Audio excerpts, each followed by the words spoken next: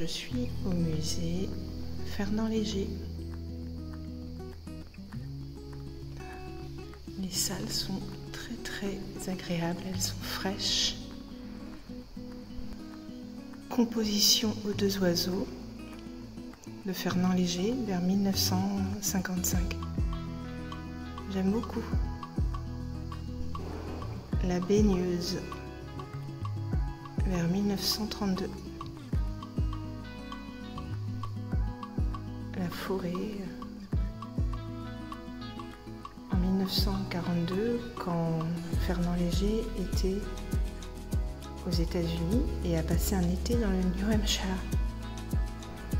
Une composition de Fernand Léger à droite et à gauche d'Arman. Quand on s'approche de l'œuvre, ça tourne. Ouais. Fernand Léger a aussi été affichiste. Fernand Léger a été copain avec Blaise Cendrars.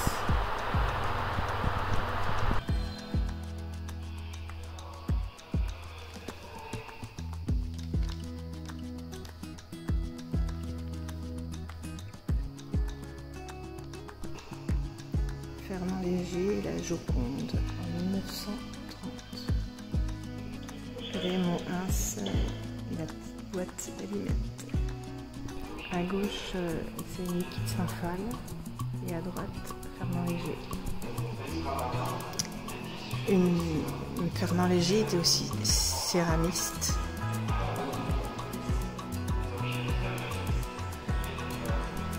Et femme au perroquet.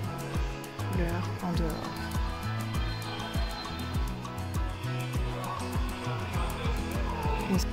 L'homme au chapeau bleu. La fleur d'Ignone.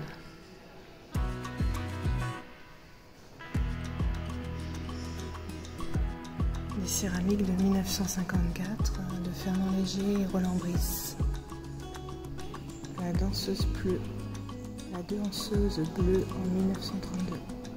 Alors là, il y a des tableaux de Niki de Saint-Phal et un tableau de Fernand Léger.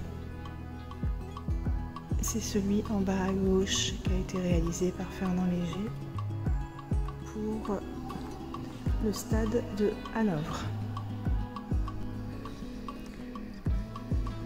Il y a d'autres artistes.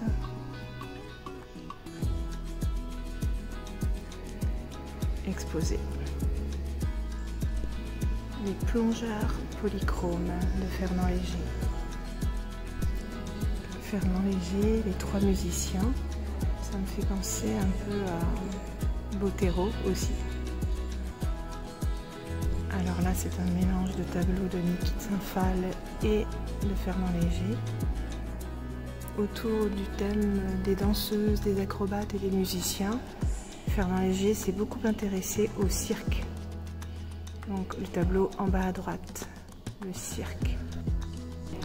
2 peintures et une céramique. Et là, c'est un documentaire sur Niki de Saint-Phal. Fernand Léger faisait aussi des sculptures, une sculpture de plâtre peint. Là, ce sont des gouaches, des maquettes pour une église. Niki de Saint-Phal, Le Soleil en 1987. Fernand Léger, Les 4 cyclistes. Celui-là, il me plaît bien. Le Campeur en 1954. Ouais, j'aime beaucoup. Les couleurs, les traits. La symbolique peut-être du métal, de plusieurs matériaux. Il y a du végétal, il y a du métal, il y a du bois, il y a du plastique. J'aime beaucoup ce tableau de Fernand Léger. Ouais, Fernand Léger était aussi un précurseur de l'art de rue, il l'a mis en avant.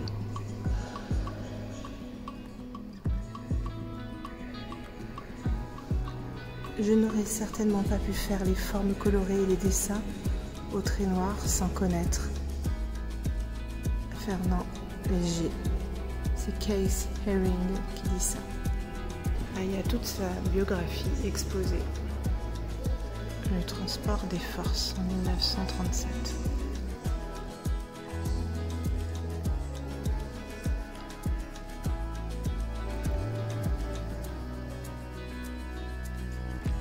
Pas mal aussi, ça le fait.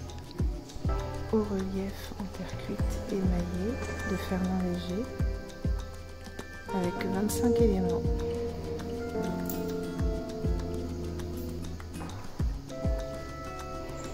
« 1952 ».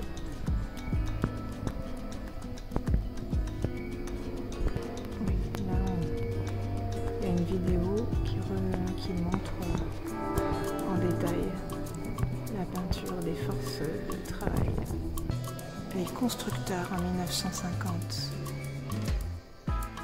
Ah, mais il y a une photo célèbre avec les travailleurs comme ça aux États-Unis qui sont assis à califourchon sur les grandes barres métalliques. Inspiration? Qui a inspiré qui?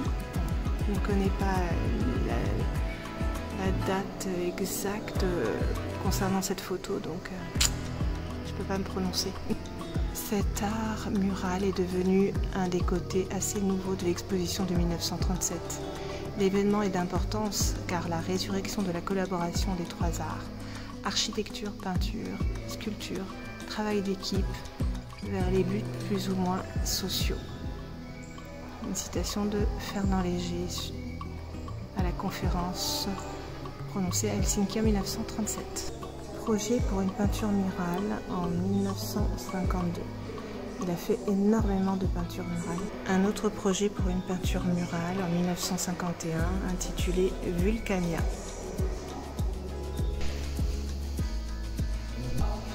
Une tapisserie. Voilà, ma visite au musée Fernand Léger de Biot s'achève. Là, c'est une sculpture de Nikit Saint-Phal, le clown musicien. Une sculpture de 1999. Et vous avez vu le cadre, c'est très agréable. Il faut prendre le bus 10, il y a un arrêt Fernand Léger. Et puis après il faut marcher. Environ 10 minutes, à peine 10 minutes. Et on arrive dans ce cadre. Et franchement, il y a très peu de visiteurs, donc c'est très agréable. On peut vraiment passer du temps devant chaque œuvre. Moi, j'ai beaucoup aimé. Je vous le conseille vraiment. Alors, c'est pas très très grand, mais j'ai trouvé ça beaucoup plus agréable que le musée Picasso d'Antibes. Voilà. Et c'est vrai que la vie de Fernand Léger est aussi intéressante. Et voilà, il était multicasquette, multipotentiel dans tous les arts. C'est lui qui a fait le premier film sans scénario, par exemple. Et il s'est attaqué à tout type d'art.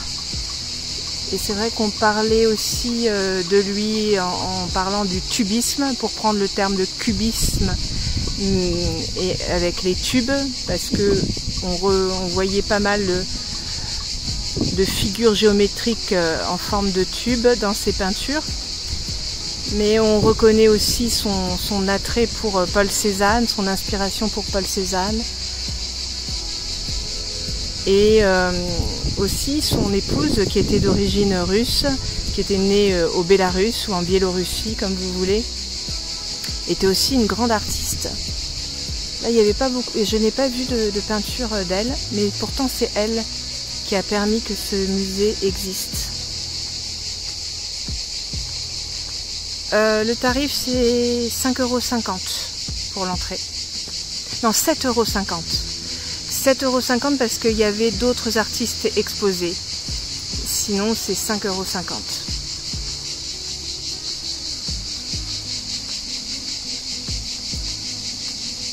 €. Voilà, j'espère que je vous aurai donné envie.